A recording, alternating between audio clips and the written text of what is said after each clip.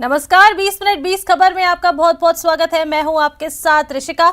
अगले 20 मिनट में हम आपको 20 अहम खबरों से रूबरू कराने वाले हैं। तो चलिए शुरू करते हैं 20 मिनट में 20 खबरों का सिलसिला।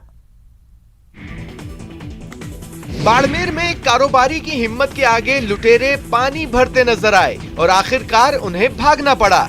घटना कृषि मंडी की है, जब बाइक पर सवार होकर आए दो लुटेरे एक मकान में घुस गए और पिस्तौल के दम पर कारोबारी से लूट की कोशिश की। पहले तो कारोबारी ने इसे मजाक समझा, लेकिन जब समझ में आया कि ये वाकई लुटेरे हैं तो उसने हिम्मत से काम लिया। कारोबारी पवन जैन ने रुपयों से भरा बैग देने से साफ मना कर दिया और शोर मचाना शुरू कर दिया, जिसके बाद दुकान में बैठे उनके भाई और आसपास के लोग जमा हो गए। ऐसे में लुटेरों को लगा कि वे अपने नापाक इरादों में कामयाब नहीं होंगे, जिसके बाद उन्होंने भागने में ही अपनी भलाई समझी और बाइक पर बैठकर फरार हो गए। कारोबारी ने कुछ लोगों के साथ लुटेरों का पीछा भी किया, लेकिन वो फरार होने में सफल रहे। नाकाम लूट की सारी कोशिश सीसीटीवी में कैद हो गई। बहरहाल व्यापारी की हिम्मत और उसका विपरीत हालात में निडर रहना एक बड़ी लूट की वारदात को नाकाम कर गया। व्यापारी की हिम्मत की चर्चे पूरे शहर में है। कहते हैं ना कि लालच आदमी को अंधा बना देता है। ऐसा ही देखने को मिला राजधानी जयपुर में, जहां 25,000 रुपयों के लालच में एक युवक ने अपने साथी की पत्थर से सिर कुचलकर हत्या कर दी। इसके बाद शव को नाले में फेंककर फरार हो गया। 19 जुलाई को हुए इस ब्लाइंड मर्डर का शुक्रवार को खुलासा करते हुए विश्वकर्मा थाना पुलिस ने आरोपी को गिरफ्तार कर लिया और शव को भी नाले से बरामद कर लिया। पुलिस के मुताबिक मृतक सुभाष यादव यूपी का रहने वाला था। वह जयपुर के विश्वकर्मा इंडस्ट्रियल एरिया में फैक्ट्री में काम करता था। वहीं हत्या का आरोपी विक्रांत भी सुभाष के साथ काम करता था। पड़ताल में सामने आया कि 19 जुलाई को सुभाष ने बैंक से 25,000 रुपए निकाले थे, तब विक्रांत भी सुभाष यादव के साथ मौजूद था। पुलिस पूछताछ में विक्रांत ने खुलासा किया कि रुपए देखकर उसके मन में लालच आ गया। वह सुभाष यादव को बहाना बनाकर वीकेआई में सुनसान जगह ले गया। वहां मौका पाकर सुभाष के सिर में करीब 10 किलो वजन का पत्थर उठाकर ताबड़तोड़ वार करना शुरू कर दिया। जब सुभाष ने दम तोड़ दिया, तब उसकी लाश को नाले में फेंककर विक्रांत फरार हो गया। धौलपुर के सैपऊ उपखंड के गांव दुबेपुरा के लोग इन दिनों दहशत में हैं। 1200 आबादी वाले इस गांव में बंदरों के आतंक से परेशान ग्रामीणों की मदद के लिए न तो प्रशासन आगे आ रहा है, न ही ग्राम पंचायत स्तर पर कोई सुनवाई हो रही है। दुबेपुरा गांव में करीब 200 घर हैं। जिधर भी नजर जाएगी उधर सिर्फ बंदर ही बंदर नजर आते हैं। बंदरों के डर से लोग हर वक्त घरों में दुबके रहते हैं। स्कूल के समय अभिभावक डंडों के साथ अपने बच्चों को स्कूल छोड़ने जाते हैं। आए दिन बंदरों के हमला करने के बावजूद ग्रामीणों की कोई सुनवाई नहीं हो रही।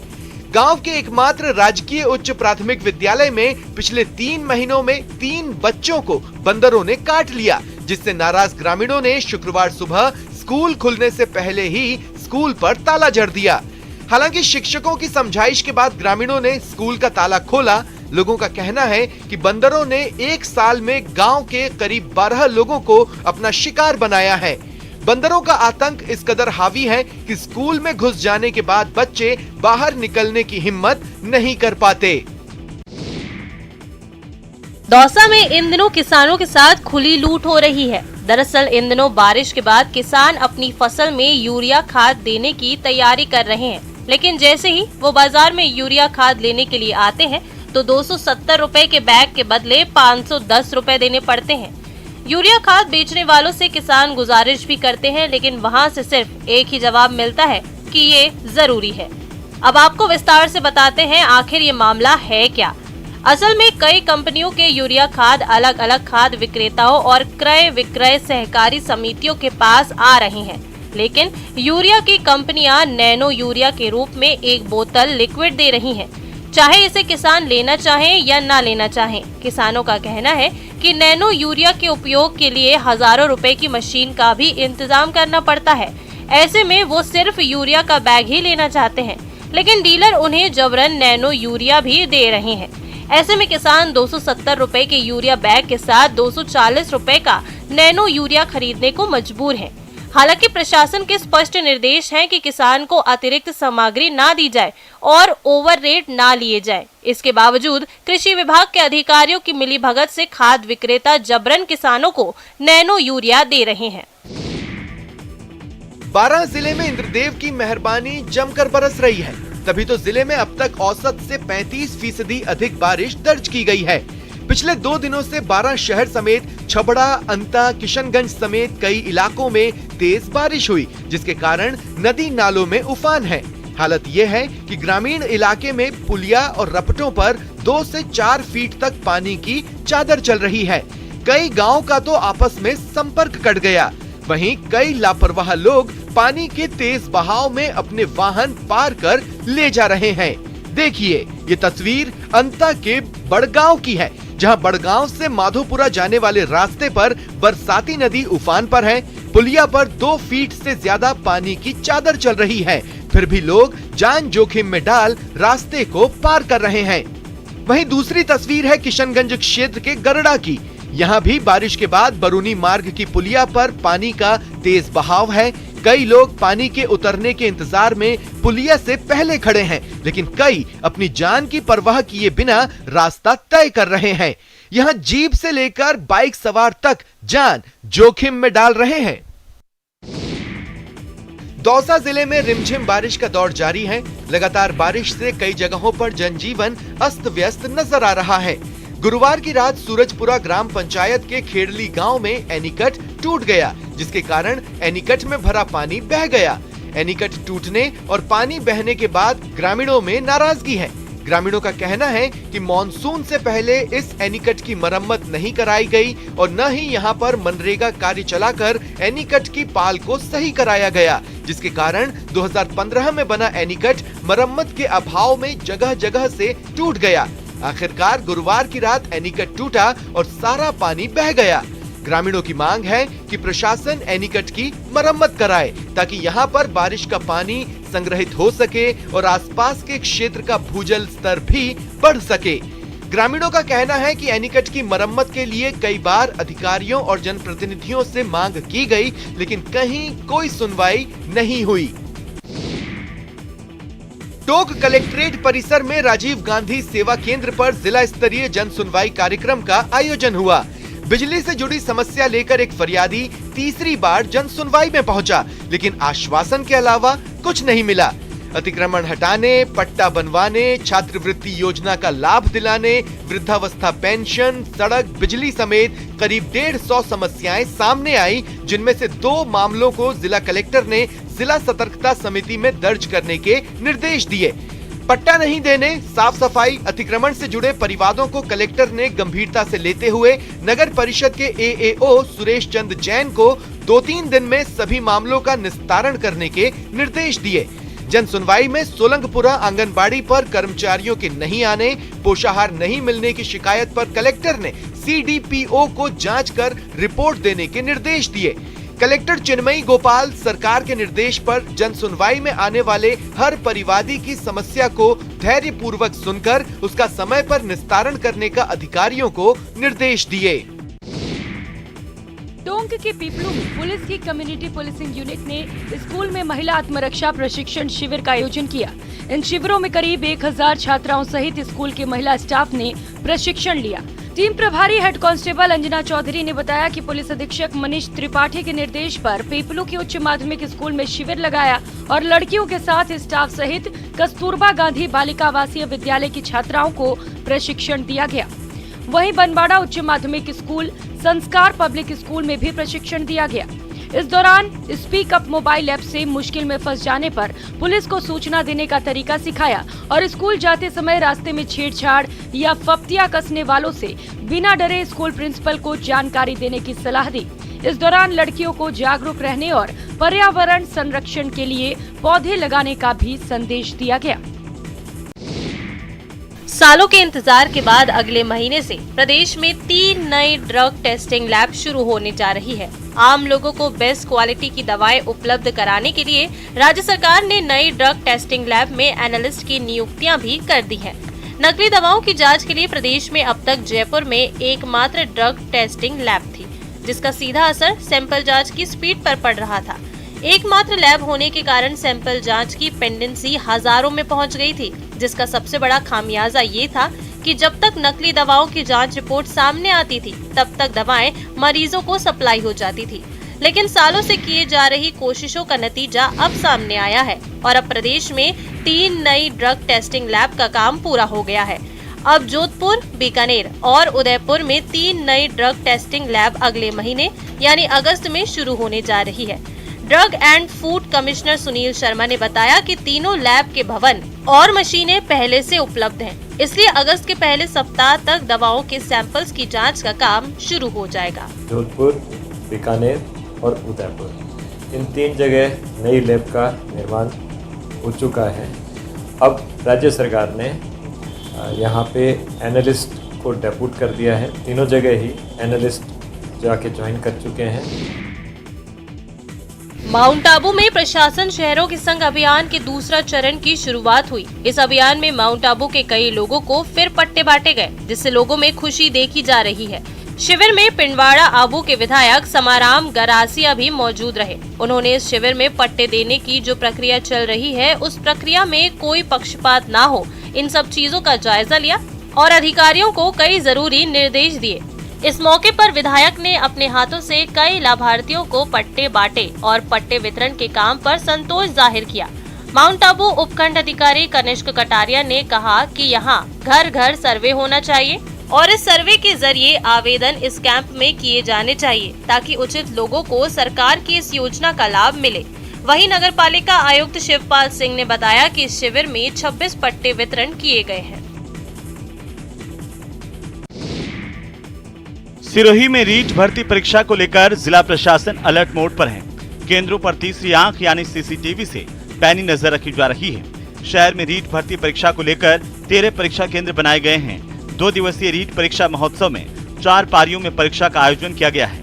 इन परीक्षा केंद्रों पर अतिरिक्त पुलिस जाब्ता लगाकर संदिग्ध गतिविधियों पर नजर रखी जा रही है। नकल पर नकेल कसने के लिए शहर में विशेष उड़न दस्तों की टीम बनाई गई है। पुलिस का गश्ती दल लगातार शहर के मुख्य चौराहों पर नजर बनाए हुए हैं। सिरोही में 13 परीक्षा केंद्रों में 13,077 परीक्षार्थी अपना भाग्य आजमा रहे हैं। पहली पारी में 2,587, दूसरी पारी में 3,625 परीक्षार्थी परीक्षा देंगे, तो वहीं 23 जुलाई को 1,670 अभ्यर्थी परीक्षा देने के लिए सिरोही आएंगे। अभ्यर्थियों को समस्या न हो, इसके लिए बस स्टैंड पर कंट्रोल रूम स्थापित किया गया है। 25 जुलाई को द्रौपदी मुर्मू देश की अगली राष्ट्रपति पद की शपथ लेने जा रही हैं। बीजेपी इस बेहद खास मौके पर आदिवासियों के बीच उत्सव मनाएगी। प्रदेश अध्यक्ष सतीश पुनिया आदिवासी समुदाय के साथ गौरव यात्रा निकालकर दक्षिणी राजस्थान में पार्टी की जीत को और पुख्ता बनाने की तैयारियों में जुट गए हैं। यात्रा पूरी तरह आदिवासियों के रंग में रंगी नजर आएगी, जिसमें बीजेपी के तमाम आदिवासी नेता शामिल होंगे, जिनमें जिला प्रमुख से लेकर स्थानीय विधायक, पार्षद, पंच प्रधान भी शामिल होंगे। साथ में आदिवासी जनता होगी। मुर्मू के राष्ट्रपति निर्वाचित होने के बाद पार्टी की उदयपुर संभाग पर निगाहें ज्यादा ही टिक गई हैं, जहां की अधिकांश सीटों पर आदिवासी ही जीत हार तय करते हैं। बीजेपी यहां पहले भी मजबूत रही है, लेकिन अब स्थायी तौर पर मजबूती के लिए पुनिया पद यात्रा निकालेंगे। आदिवासी वेशभूषा धारण करेंगे और आदिवासियों की संस्कृति में रचे बसे नजर आएंगे। द्रौपदी मुर्मू के देश के अगले राष्ट्रपति चुने जाने के बाद देश के आदिवासी समुदाय में गजब की खुशी देखी जा रही है। देश का आदिवासी समुदाय जश्न में डूबा हुआ है। हर जगह पटाखे छोड़े जा रहे हैं, तो वहीं लोग एक दूसरे को इस खास जीत की बधाई भी दे रहे हैं। मुर्मू की जीत का जश्न पूरे देश में मनाया जा रहा है, लेकिन हम जो तस्वीरें आपको दिखा रहे हैं वो कुछ खास हैं। खास इसलिए क्योंकि ये तस्वीरें देश की नई राष्ट्रपति द्रौपदी मुर्मू के गांव की हैं। द्रौपदी मुर्मू की गृह नगर ओडिशा के मयूरभंज जिले के रायरंगपुर में तो उत्सव का माहौल है। द्रौपदी मुर्मू के देश के सर्वोच्च पद पर पहुंचने की खुशी में लोग सड़कों पर निकल आए और जमकर खुशियां मनाई। लोग द्रौपदी मुर्मू की इस उपलब्धि पर फूले नहीं समा रहे हैं और नाच गाकर इसकी खुशियां मना रहे हैं। रायरंगपुर में तो आदिवासी समुदाय ने मांदर की थाप पर परंपरागत नृत्य किया और इस मौके को उत्सवमय बना दिया। यहाँ पर बड़ी संख्या में जमा हुए स्थानीय लोक कलाकारों ने आदिवासी वेशभूषा के साथ एक से एक बढ़कर नृत्य पेश किए। मुर्मू के घर को फूलों और लाइटों से सजाया गया है। शादी के बाद बेटी की डोली उठती तो आपने हजारों बार देखी होगी, लेकिन बेटी के पैदा होने के बाद अस्पताल से बेटी अपने घर डोली से जाए तो फिर ये खबर तो खास है ही। बिहार के छपरा में एक पिता ने अस्पताल से अपनी बेटी को घर लाने के लिए एम्बुलेंस की बजाय डोली को चुना। दरअसल इस परिवार में 45 साल बाद बेटी का जन्म हुआ है। बेटी के जन्म के बाद पूरा परिवार इतना खुश हुआ कि अस्पताल में नोटों की बारिश कर दी। सभी कर्मचारियों का मुंह मीठा कराया गया, गांव में मिठाइयां बांटी और जब बेटी को अस्पताल से छुट्टी मिली तो उसे डोली में बैठाकर घर ले आए। मामला एकमा नगर पंचायत क्षेत्र का है, जहां के रहने वाले एक परिवार ने बेटी के जन्म लेने पर पालकी की और परिवार में नवजात बिटिया को डोली से घर ले आए, वो भी गाजे बाजे के साथ।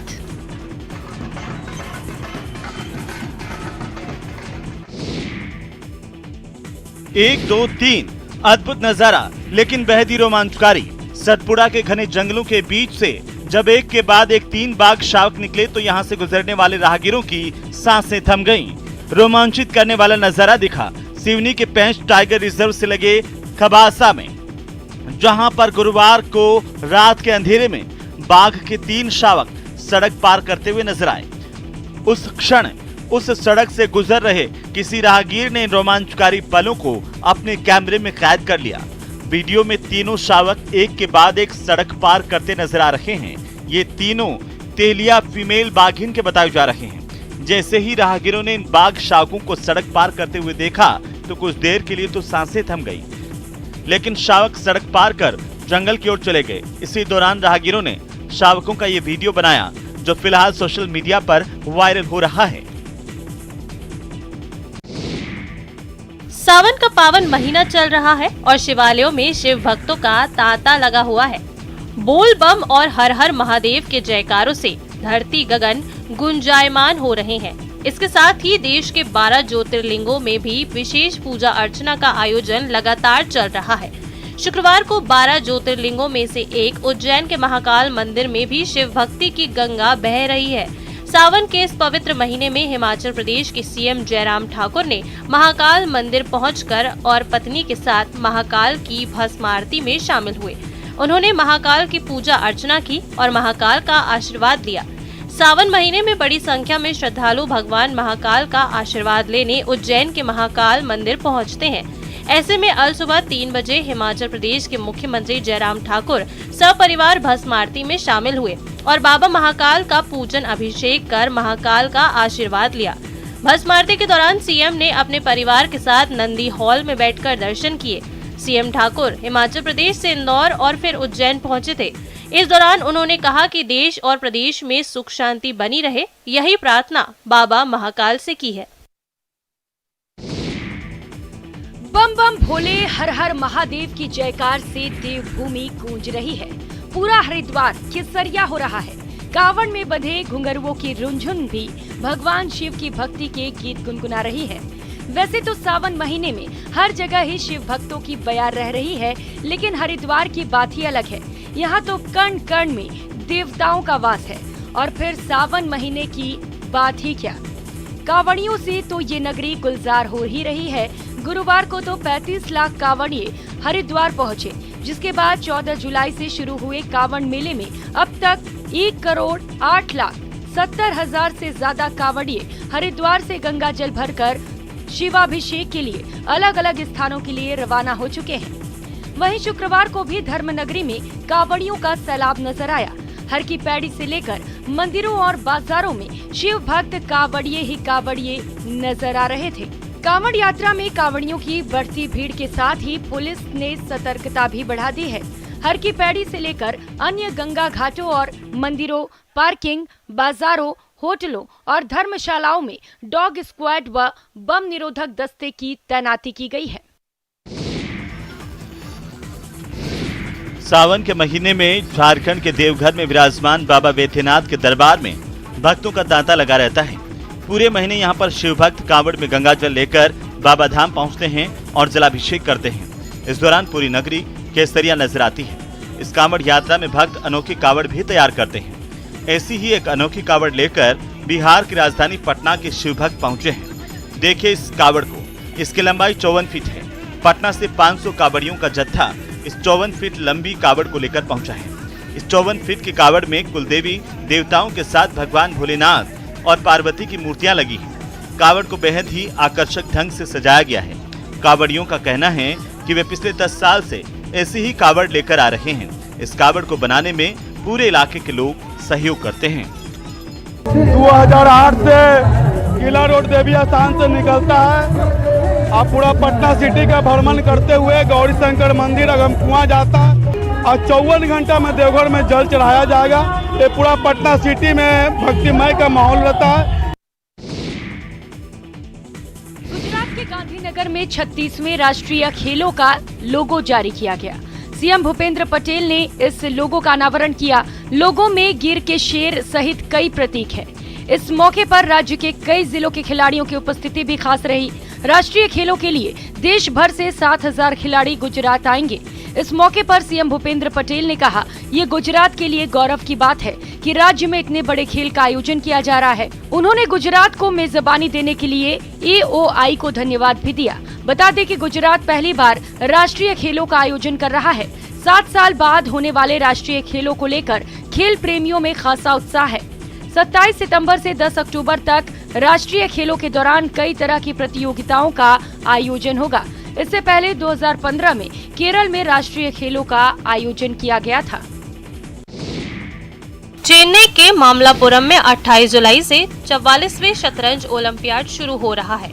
10 अगस्त तक चलने वाले इस टूर्नामेंट में 187 देशों के 2000 से अधिक खिलाड़ी हिस्सा लेंगे। टूर्नामेंट का भव्य उद्घाटन समारोह चेन्नई के नेहरू इंडोर स्टेडियम में आयोजित किया जाएगा, जिसका उद्घाटन पीएम नरेंद्र मोदी करेंगे। शतरंज ओलंपियाड को लेकर देश के शतरंज प्रेमियों में खासा उत्साह देखा जा रहा है। विशेषकर तमिलनाडु में शतरंज प्रेमियों का उत्साह तो देखते ही बन रहा है। इसी उत्साह की बानगी दिखी डिंडीगुल में, जहां छात्रों ने स्विमिंग पूल में पानी के बीच शतरंज खेली और इस प्रतियोगिता के आयोजन को लेकर अपनी प्रसन्नता जाहिर की। स्पोर्ट्स डेवलपमेंट अथॉरिटी तमिलनाडु की ओर से इस खास शतरंज प्रतियोगिता का आयोजन किया गया है, जहां स्विमिंग पूल में शतरंज की बिसात बिछाई गई और स्कूली बच्चों ने पूल में तैरते हुए चालें चली।